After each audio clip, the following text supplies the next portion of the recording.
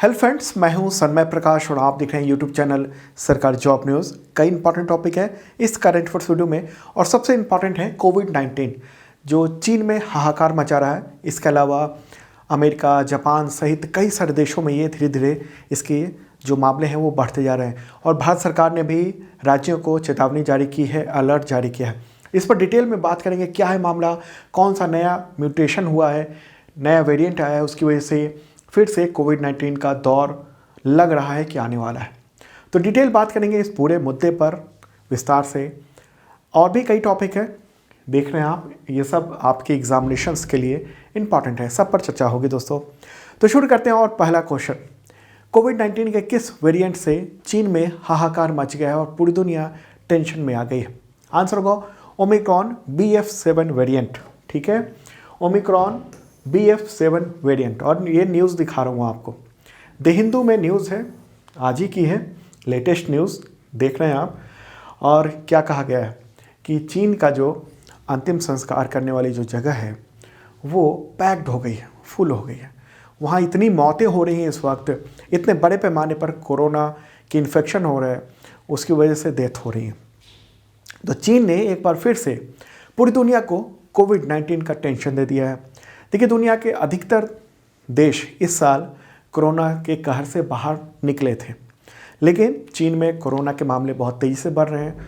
चीन में स्थिति इतनी ख़राब है कि वहाँ अस्पतालों के सभी बेड भरे हुए हैं, मेडिकल स्टोर्स में दवाएं ख़त्म हो गई हैं। न्यूज़ में आपने देखा ही, न्यूज़ हेडिंग अंदर की बातें मैं बता रहा हूँ। अमेरिका ने ये कहा है कि अगर चीन में कोरोना को काबू में नहीं लाया गया तो ये इन्फेक्शन पूरी दुनिया में बहुत तेज़ी से फैल सकता है।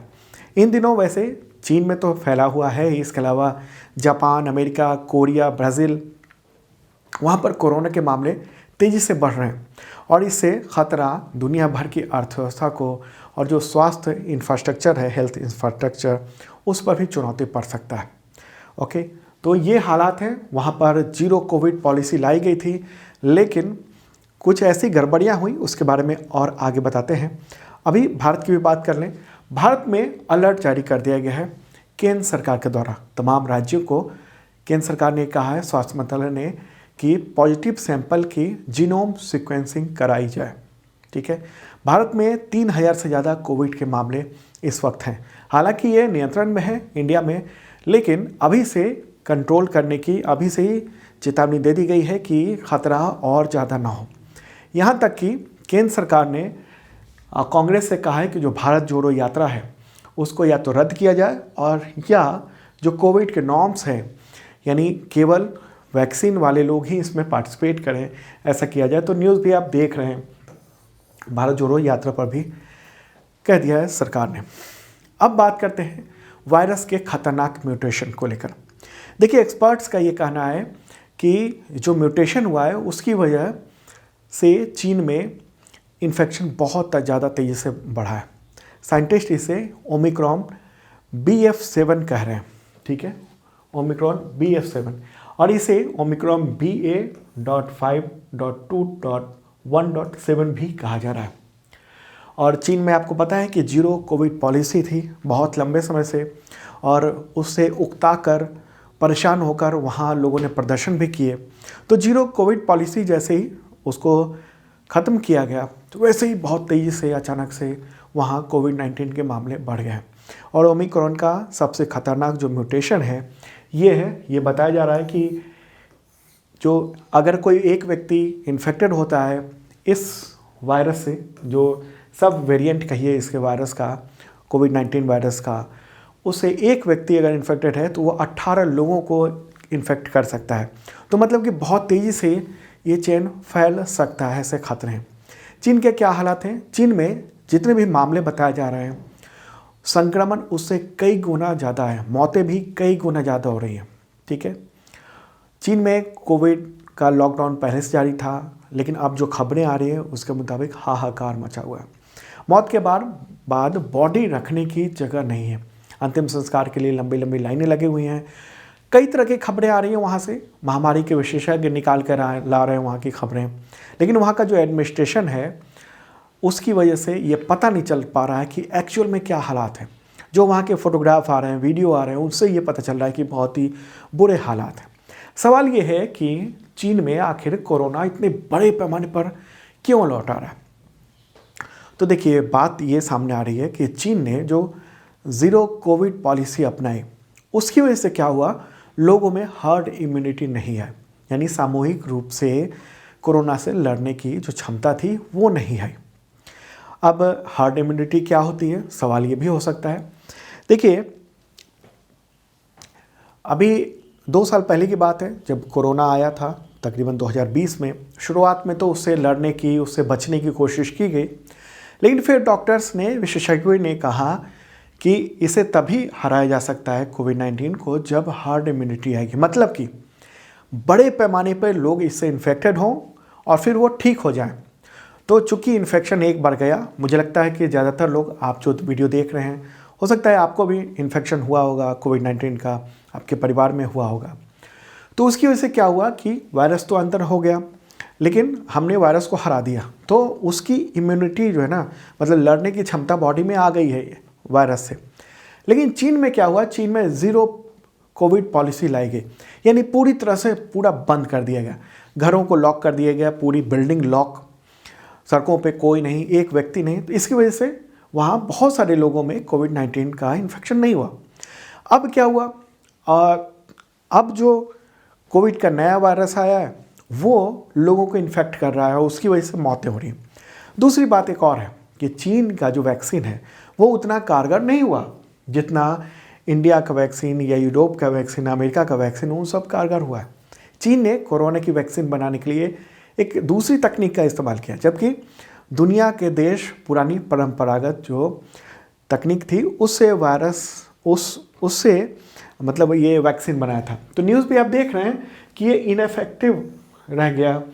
कोविड-19 का जो वैक्सीन था चाइना मैन्युफैक्चर्ड था, तो उसकी वजह से अब वैक्सीन में लड़ने की क्षमता ही नहीं है। वैक्सीन दी गई, लेकिन वो व्यक्ति जिसको वैक्सीन लगा था, वो जैसे ही संपर्क में आ रहा है कोविड-19 के, उसको इन्फेक्शन हो रहा है और बड़े मामले पर वहाँ मौत के मामले आ रहे हैं। तो ये बहुत ही टेंशन भरा माहौल हो गया और ये आशंका ये है कि अप्रैल तक बहुत ही भयानक पीक होगा यहाँ पर और बहुत बड़े पैमाने पर लाखों लोग मारे जा सकते हैं।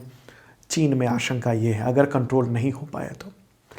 अब सवाल ये है कि क्या भारत को चिंता करनी चाहिए।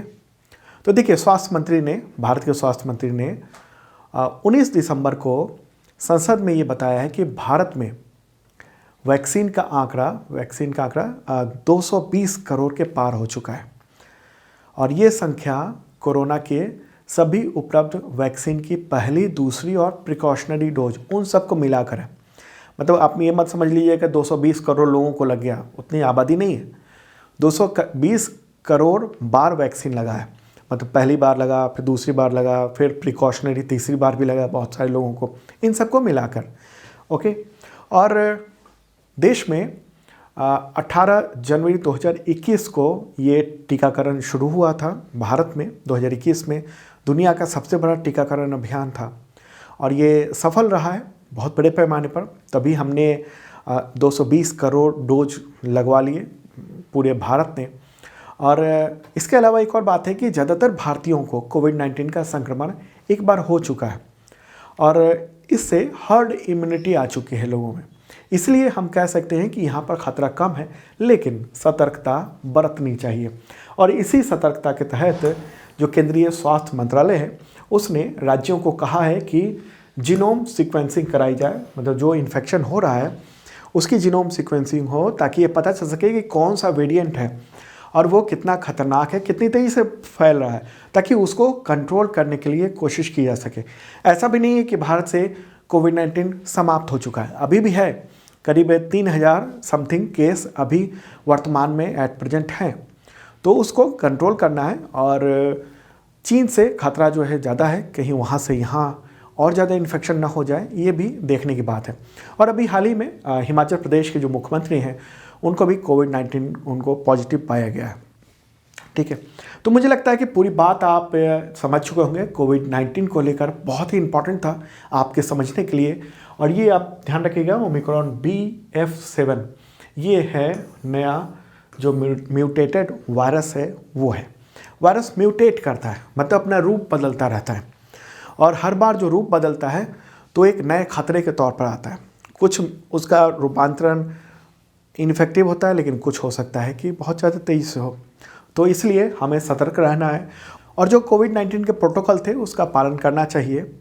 बहुत ज़्यादा भीड़ भाड़ वाले इलाके में, हालांकि अभी तो सरकार की ओर से रोक नहीं लगाई गई है, लेकिन खुद भी अपने सतर्क रहना चाहिए। तो ये पूरा मामला है, मुझे लगता है पूरी बात समझ चुके होंगे। चलिए अब आगे बढ़ते हैं। उससे पहले आपको इन्फॉर्म कर दूं कि अब तक का total current affairs PDF available है, और हाँ, ये जो मैंने बताया अभी और जो ये वीडियो है उसका पूरा PDF फ्री में अवेलेबल है सरकारी जॉब न्यूज़ का जो ऐप है उस पर। ओके, और अगर आप पूरे साल का करंट अफेयर्स का PDF लेना चाहते हैं, MCQ, वन लाइनर या MCQ विद पूरा डिटेल्स जैसे मैंने आपको बताया है, वो सब मिल जाएगा आपको 1 ईयर के मेंबरशिप के जरिए। मात्र 150 रुपये में मेंबरशिप मिल रहा है आप सबके लिए।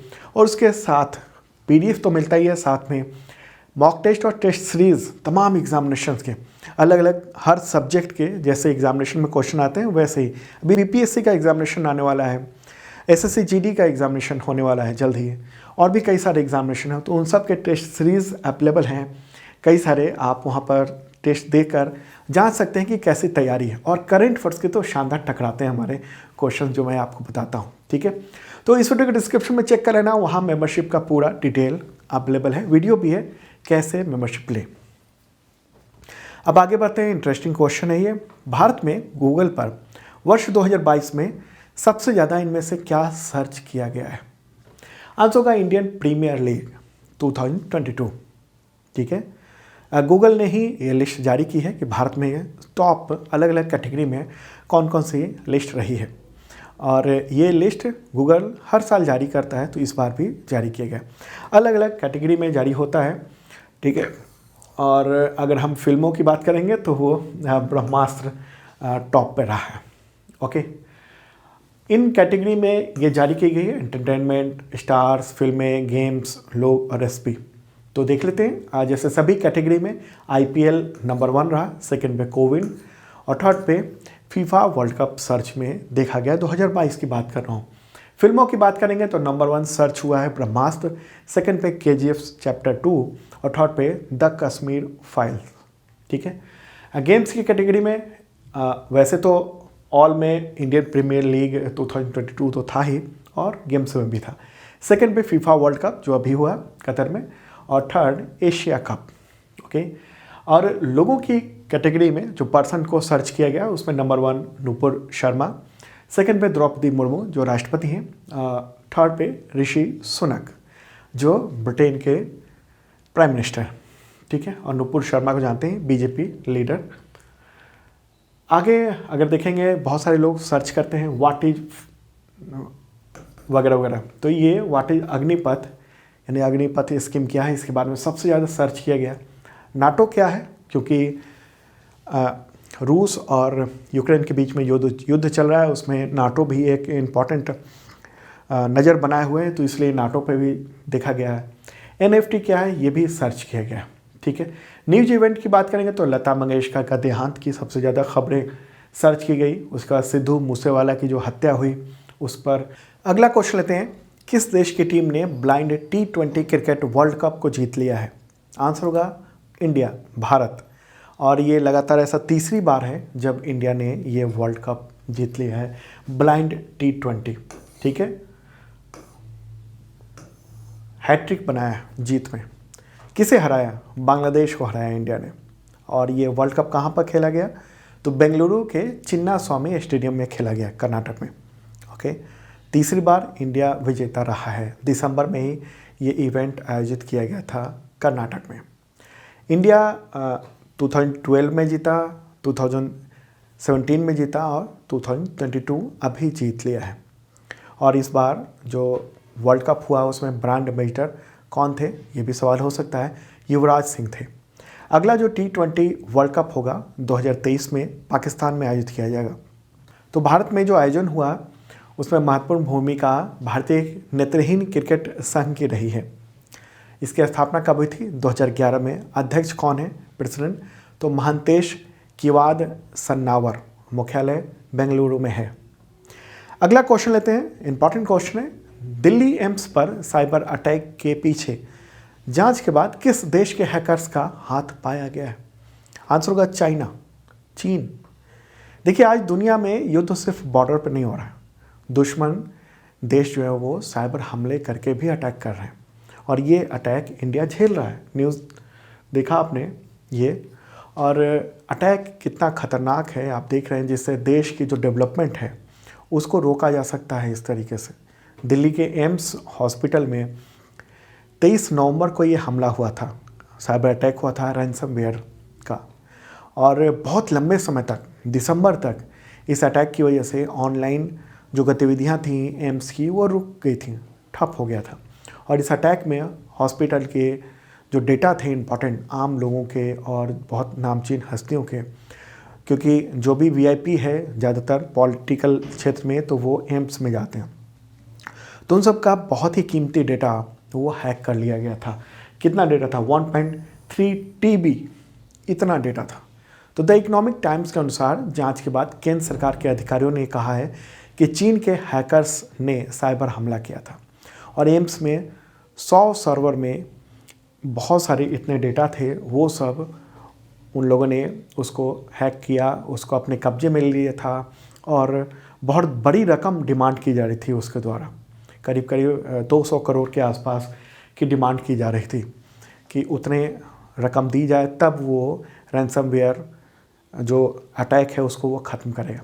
लेकिन जो केंद्र सरकार का जो पूरा इंफ्रास्ट्रक्चर है कंप्यूटर से रिलेटेड, उसने इसको वापस ले लिया इस पूरी स्थिति को, और हॉस्पिटल की ओपीडी और आईपीडी इन सब में जो इलाज कराने वाले जो मरीज थे, अब उनका भी सिस्टम ठीक हो गया। ठीक है, तो सर्वर हैक होने की वजह से ऑनलाइन अपॉइंटमेंट, टेली कंसल्टेशन और तमाम जो डिजिटल सेवाएं थी उन सब को रोकना पड़ गया था। और एनआईसी ने इसकी जांच की। एनआईसी ने कहा कि ये चीन के जो हैकर्स हैं उन सब ने किया। एनआईसी के अनुसार बैकअप और ई एड्रेस सबको हैक कर लिया गया था। तो चीन की ओर से लगातार हमलों को देखने को मिल रहा है हैकिंग के मामले, और ख़ास तौर पे गलवान झड़प जो हुआ था उसके बाद से साइबर स्पेस में चीन की ओर से 40,000 से ज़्यादा साइबर हमले हुए हैं इंडिया पर। ओके, बहुत ज़्यादा लगातार ये देखने को मिल रहा है। लद्दाख में पावर ग्रिड जो था इंडिया का, वहाँ पर हमला हुआ था। मुंबई पोर्ट और तूतीकोरन पोर्ट पर भी साइबर अटैक हुआ। मुंबई की पावर ग्रिड पर हमला हो चुका है अभी कुछ वक्त पहले, और उससे पूरा मुंबई ब्लैकआउट हो गया था। ओके, तो चीन की ओर से ये टारगेट किया जा रहा है लगातार बड़े पैमाने पर, और इसको निपटने के लिए केंद्र सरकार की पूरी टीम भी है, वो सब भी इसमें लगे हुए हैं। ठीक है, अब सवाल ये है कि रैंसमवेयर क्या होता है। रैंसमवेयर जो है ना, वो क्रिप्टो वायरोलॉजी का एक प्रकार का मालवेयर होता है। इसके प्रभाव में आने से कंप्यूटर का डेटा लॉक हो जाता है और वो खोलना बड़ा मुश्किल होता है। मालवेयर अटैक के बाद डेटा को वापस कंट्रोल में लाने के लिए जिसने उसको हैक किया हुआ है, जिसने उसको लॉक किया हुआ है, वो पैसे मांगता है, और अगर उसको पैसे देंगे, रकम मिलेगी डॉलर में या क्रिप्टो करेंसी में, तभी वो लॉक खोलता है और फिर डेटा मिल पाता है। अब एम्स का इतना भारी भरकम डेटा अगर वो लॉक हो जाए रैंसमवेयर अटैक की वजह से, तो बहुत बड़ी समस्या होती है। ठीक है, तो एक इम्पॉर्टेंट बात है, ये मामला सामने आया। ठीक है, चाइना की तरफ से हमला। चलिए आगे बढ़ते हैं, अगला क्वेश्चन लेते हैं, महत्वपूर्ण है ये भी। भारत का चीन से औसत मासिक आयात वित्तीय वर्ष 2021-22 की तुलना में 2022-23 में बढ़कर कितना हो गया है अक्टूबर तक? यहाँ पर बात हो रही है मासिक, मतलब मंथली एवरेज की बात हो रही है। तो आंसर होगा $8.61 बिलियन। मतलब चीन से हमारी इतनी दुश्मनी सी है, सीमा पर इतनी हरकतें करता है, हमारा डेटा हमला साइबर अटैक करके चुरा लेता है, लेकिन हमारा कारोबार दिन दुगुनी बढ़ता ही जा रहा है। ठीक है, तो गलवान के बाद से हमने देखा है कि एकदम राइज किया है इस तरीके से जो ये स्थिति है। ठीक है, तो अगर हम देखेंगे कि मासिक जो आयात है औसत, वो 2019-20 के फाइनेंशियल ईयर में एवरेज मंथली 43 बिलियन का आयात डॉलर का आयात होता था, और अभी ये अप्रैल से अक्टूबर तक का डेटा है, उसमें जो एवरेज लगाया गया है वो 8.61 बिलियन डॉलर का हम आयात कर रहे हैं, बहुत बड़े पैमाने पे। अगर हम बात करेंगे कि पिछले साल यानी 2021-22 में कितना फाइनेंशियल में आयात और निर्यात हुआ है, तो चीन के साथ टोटल जो कारोबार हुआ 115.57 बिलियन डॉलर का, और चीन से हमने आयात किया 94.57 बिलियन डॉलर का, और चीन को हमने निर्यात किया मात्र 21 बिलियन डॉलर का। यानी हम इंडिया बहुत बड़े पैमाने पर घाटे में है इस व्यापार में। लेकिन हम जो आयात कर रहे हैं उसकी एक बड़ी वजह भी है बड़े पैमाने पर, क्योंकि वहाँ से बड़े पैमाने पर जो टेक्नोलॉजी से रिलेटेड जो चीज़ें हैं वो सब हम इंपोर्ट करते हैं।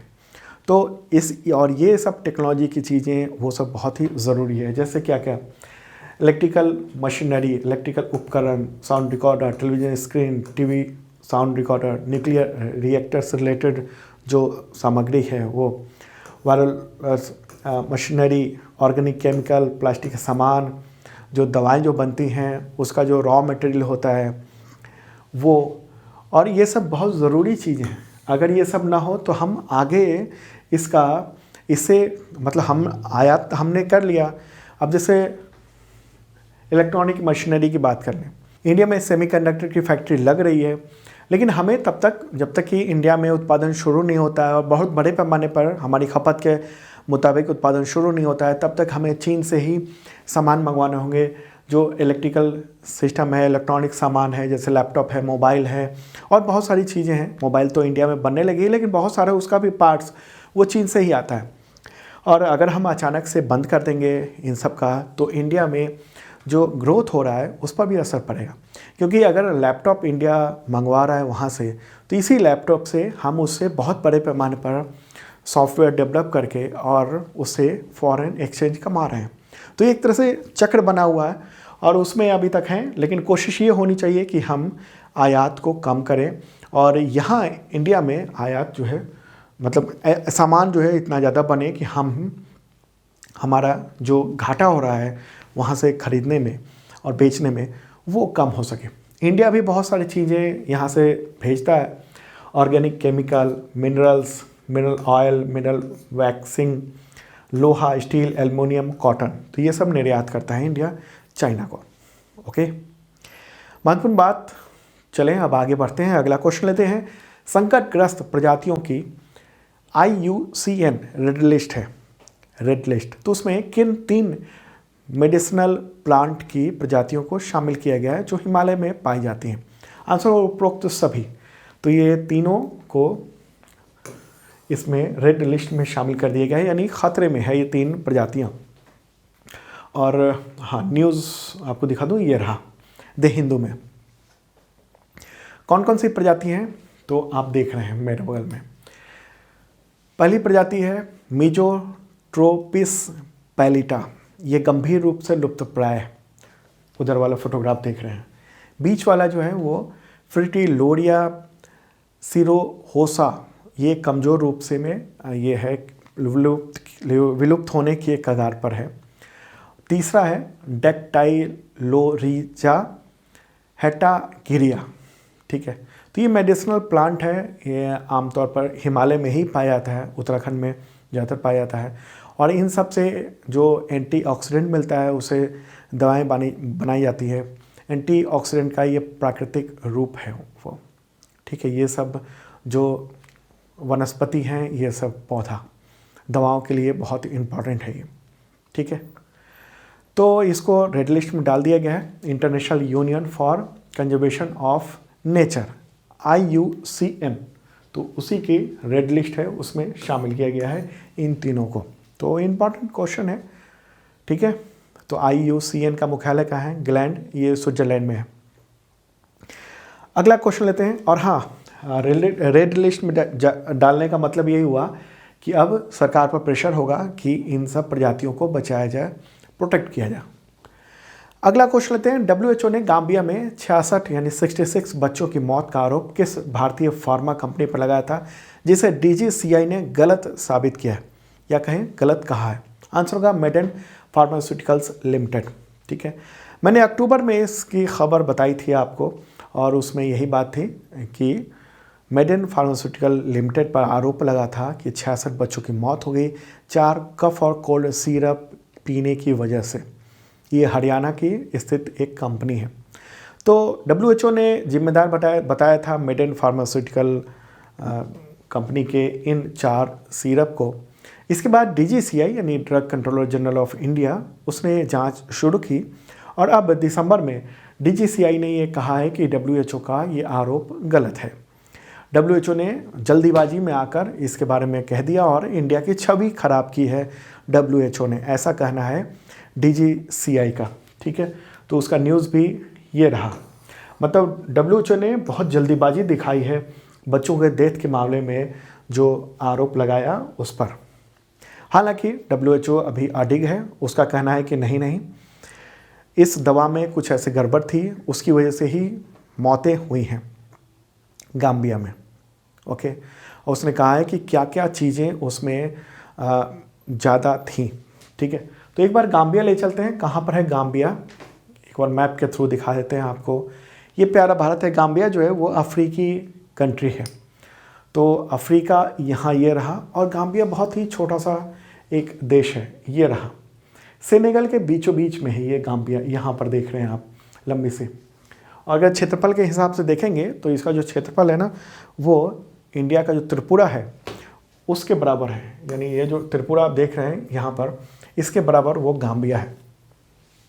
ठीक है, तो WHO ने अलर्ट जारी किया था और कहा था कि 66 बच्चों के मौत के मामले में वही जिम्मेदार है वो कंपनी और उसका ये जो सिरप है वो। लेकिन अब इंडिया की ओर से कहा गया है कि ये गलत बात है। WHO ने कहा था कि इन चारों सिरप में डायथिलीन ग्लाइकॉल और एथिलीन ग्लाइकॉल के पदार्थ की मात्रा मानक से बेहद ज़्यादा पाई गई थी और उसकी वजह से मौत हुई है। लेकिन अभी इस रिपोर्ट के बाद भी WHO का कहना है कि हम अपने उस पर स्टैंड पर अडिग हैं और उसका कहना है कि गाम्बिया में जो मौतें हुई बच्चों को वो कफ सिरप के वजह से हुई है। तो जो भी मामला है, अभी जो अपडेट आया है और इंडिया की ओर से यही कहा गया कि ऐसी गलत बात है। ओके, जो बात थी वो दोनों पक्ष की मैंने आपको बताई। एक्चुअल बात यह है कि इंडिया ने कहा कि जल्दीबाजी की है WHO ने और यहाँ के जो कफ और कोल्ड सिरप है उसमें कोई गड़बड़ी नहीं पाई गई है। ठीक है, WHO की बात कर रहे हैं।